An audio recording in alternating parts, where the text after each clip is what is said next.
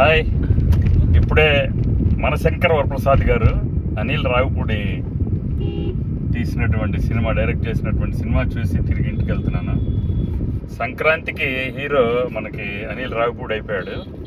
Last year సంక్రాంతికి వస్తున్న సినిమాతో బ్లాక్ బస్టర్ కొట్టాడు.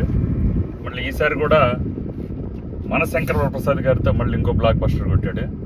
మన సంక్రాంతి హీరో అనిల్ రావిపూడి బుల్లిరాజును కూడా బాగా వాడుకున్నాడు. వెంకటేష్ గారు ఉన్న 20 నిమిషాలు కూడా సుమారుగా 20 నిమిషాలు ఉన్నట్లున్నాడు ఆయన కూడా చాలా ఉత్సాహపరిచాడు మొత్తం. చిరంజీవి గారు కూడా తన యొక్క నట విశ్వరూపాన్ని కామెడీ రూపంలో చూపించాడు. ఆ గ్రేట్నెస్, ఆ క్రెడిట్ నేను అనుకోవటం అనిల్ రావిపూడికి వెళ్తుంది. సో వచ్చే సంక్రాంతికి ఏం తీస్తాడు అనిల్ రావిపూడి అని ఎదురు చూసే పరిస్థితికి ఈరోజు అనిల్ రావిపూడి వెళ్ళాడు. సో మొత్తం మీద బ్లాక్ బస్టర్ సినిమా అనే చెప్పుకోవాలి. బాగుంది, చూడాలనుకునే వాళ్ళు చూడొచ్చు. ఒక్క నిమిషం కూడా ఎక్కడ బోర్ కొట్టదు. ఎంజాయ్ చేయండి. Happy Sankranti, happy Kanuma. Thank you for watching.